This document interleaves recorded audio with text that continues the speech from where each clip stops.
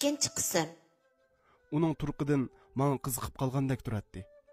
Men bo'lsam, uning kiyimsiz holatini tasavvur qilib, o'zimni kontrol qilolmagudek darajaga birib yetgan edim.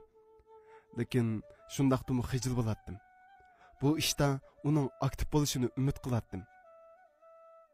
Birer rumka içip koyamsiz? Dedi u men qarab ko'zlarini xumalashtirib. Yo'q. Men azaldan ichib baqmagan. Ha, men shunda qanglagan. Sizni hech qanday kayib qilmaydi degan edi.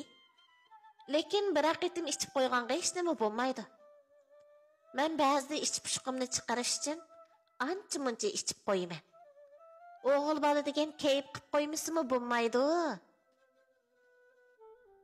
Tursunay shundaq deginicha kutkichini chaqirib, bir nimalarni degandan keyin hayal o'tmayli kutkichi qiz bir quta qizil haroqni elib kirib jo'ziga qo'ydi va shuningga ulishib buyurtgan qo'rimalar chiqishga boshladi. Bo'ptila. Bu odam ichadigan narsa ekan-ku. Ayol kishi turib ishkil turibdi. Men issam nima bo'ldi ekan? Uning ustiga aroq degan narsa odamni yurakli qiladi deydi ekan. Balkim bu ayolning meni bu yerga chaqirib aroq ichkizishi qaraganda meni yurakli bo'lsin davatga o'xshaydi.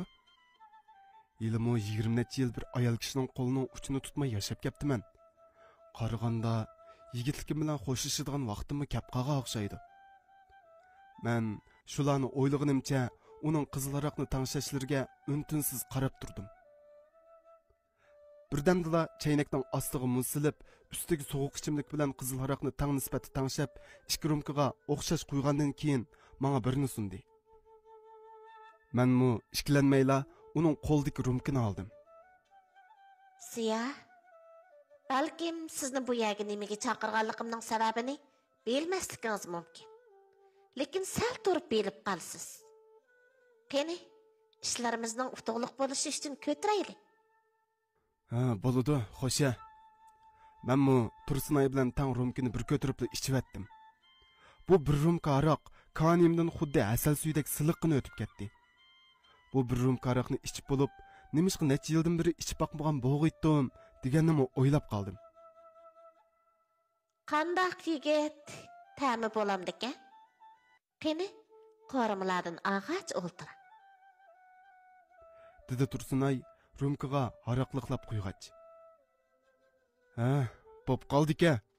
Lekin siz meni bu yerga chaqirishingizning sababini aytmadingiz-ku. Dedim men qasdan xufsallik qilib. Men uni cho'qim men bilan yiliqidek ish uchun chaqirdi deb o'ylaydim.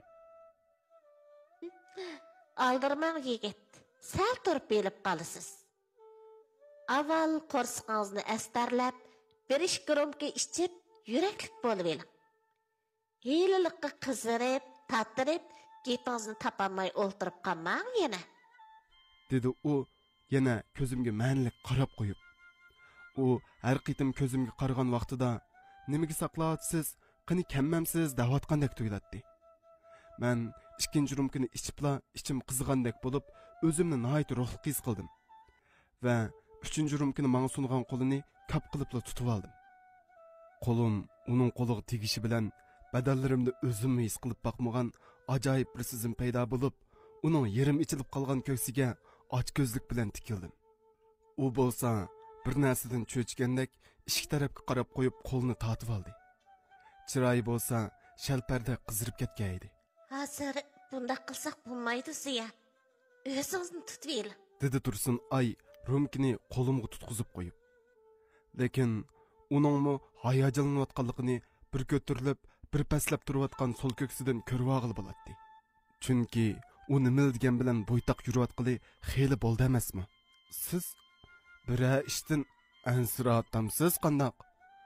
Ajiba, sizning bu yerga meni chaqirtishingizdagi sabab yiliqidek ishlar uchun emasmi? Nimalarni deb ketdingiz siya? Sizni bu yerga ko'rishga chaqirishimning sababini ashu ish uchun deb o'ylab qoldingizmi? Lekin unda xiyolimmi yo'q emas edi. Chunki men sizga qiziqib qolgan. Agar ba'zi bir ishlar sabab bo'lmagan bo'lsa, balkim ikkimiz yaxshi o'tib ketishimiz mumkin edi. Dedi u mening sadlaç so'rgan savolimga javob berib. Sizning demoqchi bo'lganingizni tushunmadim. Sadi nim sabab ba? Sizga desam, men hech qachon hozirgidek hissiyotda bo'lib boqmagan. Mushkamgacha yigitligimni saqlab kelganman. Nimishkin bugun sizni ko'ribla o'zimni kontrol qilolmay. Sababini aytmasangizmi mayli, lekin men bugun siz bilan men shundoq deganimcha tomoq ustini aylanib o'tib uningga yaqinlashdim.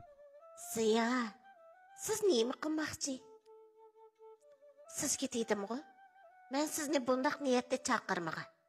Tez joyingizga berib o'ltiring. Sizni xeyli yuzingiz tevan deb o'ylasam, amaliyotda undaq emaskansiz. Sizning bo'z yigitligingizdan gumon qilyaptiman-jimi? U shundoq deganicha mendan o'zini qochirib, xuddi bir ishdan ansirgandek ishik tarafga qaradi. Men azaldan aroq ichib boqmagan bo'lg'achqa, bu bir necha rumka aroq meni boshqacha odamga aylantirib qo'ygan edi. Men uning bu harakatlaridan qasdan nozlanyotdi deb tushunib, kaplik qilib uning bildan tutib, qarshilik ko'rsatganiga unmasdan qiynaq lav surib olgan nipiz lavlarga och ko'zlar so'yishga boshladim. U boshda tirkishib boqqan bo'lsa-mu, birdamdala o'zini qo'yib etib, bo'ynimga gira soldi. Men o'zimni yo'qotib qo'ygan edim. Hozirgi vaqtda ko'zimga hech nima ko'rinmaydi. Qo'llarim ixtiyorsiz uning nozik yerlariga ketib boradi. Tuyuqsiz u qo'limni tutib olib, meni kuchab ishtirib etdi. Men xuddi o'ljisiga etilgan qoplondek uningga o'zimni atmoqchi bo'ldim. To'xtang Ziya. Uning keladigan vaqti bo'lib qoldi. Agar u ikkimizni bu holatda ko'rib qolsa, tugashganimiz shu. Shirkatdagi istiqbolimizmi tushga aylanib qoladi. Dedi u o'zini tuzashtirgach. Men uning gapidan hech nimani anqirolmadim. Siz nima deyapsiz? Bu yerga yana kim kelmoqchi? Menga aniqini aytib bering. Siz zodi nima o'yin o'ynayapsiz? Dedim men sal tirikkandek bo'lib.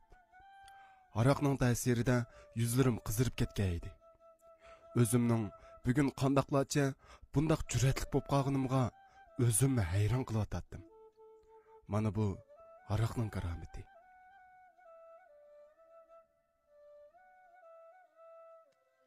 Hozir sizga deb bersam, hech qanday qiziqqa qolmaydi.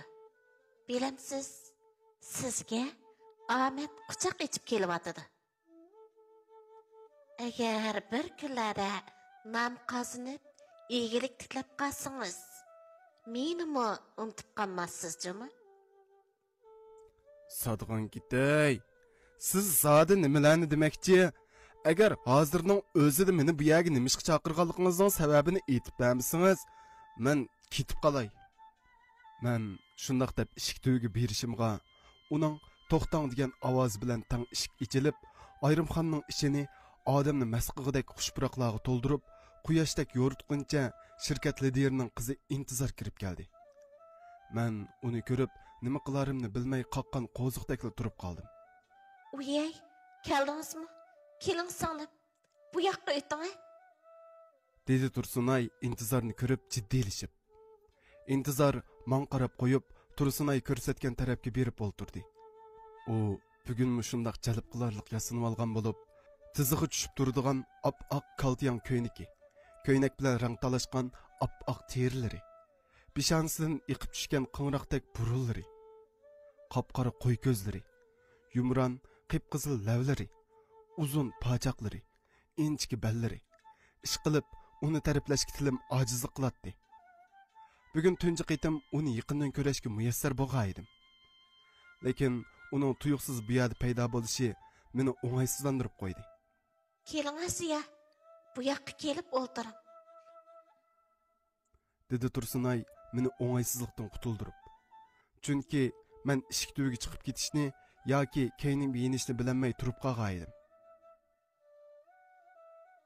Bir yerga mang'ammadingiz? Agar ishingiz bo'lib qolsa mayli. Tanglikda qilib qolmang yana. Dedi intizor boshqa yoqqa qarab turib parvosizlarcha. Uning bu hakavurlarcha mijozi g'ujjida achchig'imni keltirgan bo'lsa-mu, lekin hurmat yuzasidan yana kelib, uni yoshirini yaxshi ko'rib yurganligim uchun uning gapiga qisqali javob berdim. Yo'q. Buning ichi sal qizib ketdi. Şunu ishikni ichib qo'yay degan. Men shundoq dedim-yu, yolg'onchiligim chinib qolgandek bo'yin quloqlarimgacha qizirib ketdim. Ha, shundoqmi? Mayli undoq bo'lsa. U yanada shundoq parvosiz edi.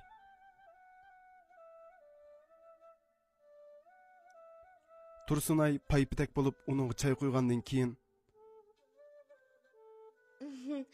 undoq bo'lsa, ikkinglar erkin ozoda paranglashib mening ozroq ishim bor edi. Mang'ashtiray. Deginicha chiqib ketdi. Tursunay chiqib ketib birpas orimizni jimjitlik bosdi. Mening bayotinq kayfiyatlarim nalargadir g'oyib bo'lgan bo'lib, intizorning chiroyiga tikilib qarayolmasdan bishimni yerdan ko'tarmay o'ltiratdim. Bu jahonda ajoyib ishlar yuz berdi ekan. O'zimiz yurkimizdan yaxshi ko'rib ko'nglimizni ifodalayolmaydi ekanmiz-yu, ammo yana undan voz kechishni xohlamaydi ekanmiz. Asirtdan yoshirin yaxshi ko'rishmi bir xil huzurliq ishkan. Necha vaqtdan uni ko'rsam ajoyib go'zal hislarga cho'mlatdim. Bu dunyoda faqat ikkimizning bo'lishini umid qilatdim.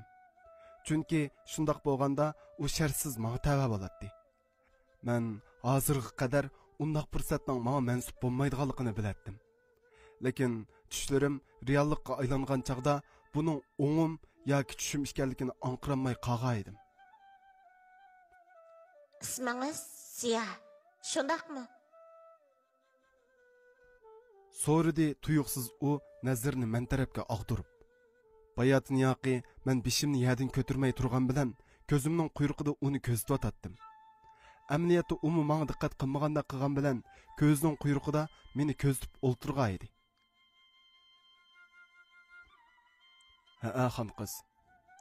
Men uning savoliga qisqali javob berib, yana bishimni yerdan ko'tarmay o'ltirdim.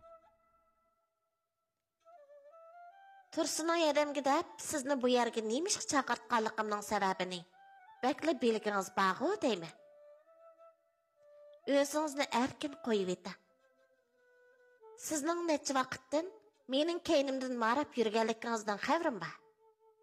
Siz mening faqat erkin kulib yurgan turqimni ko'rdingiz xolos. Mening ichki dunyorimni siz tex tushunmaysiz. Amdi asli gapga kelsak, gapning ochiqini dabiray. Men siz bilan to'y qilmoqchi. Bo'ldi, hayron qolmang. Nemishchilikini sizga tafsili tushuntirib beraman. Men siz bilan to'y qilmoqchi degan gapini anglab, ishtik bishimni ko'tarishimga u yana so'z boshladi. Men bu yil 30 yoshning qarsini ep qolgan bo'lsam-mu, tam mushu kemgacha biroz bilan muhabbatlashib yurib boqmadim. Chunki to'van tabiqadagilar mendan ayminib, menga yaqin kelamadi. Yuqori tabiqadagilarni bo'lsa, men yoqtirmadim. Chunki ular har qanday munosabatni mal dunyo ustiga qurilgan deb o'ylaydi. Men bir umr to'y qilmay, mushundoq o'tib ketishni o'ylagan edim. Dadamni bir necha qitim zo'lab baqdi. Hatto uyga kirgan elchilarni qaytarib etdi. Men opamdan kichik qilib, dadamning tarbiyasida cho'ng bo'lgan. Men mushu yoshga kelgacha dadam menga ko'p ajr singdirdi. Aslida men uning rayiga baqsam bo'ladi. Lekin unda qilolmadim. Opam tugab ketib, dadamning uningdan yoshirin oshni o'ynab topgan bolasi oshkorlandi. Hozir u men bilan o'xshash imtiyozdan bahramand bo'layotdi. Dadam bu qitim meni yana to'y qilishga zo'rlab, besim ishiltiyotdi. Agar uning rayiga baqmasam, shirkatning kelgusidagi butun huquqini uningga o'tkazib berganligini uqtirdi.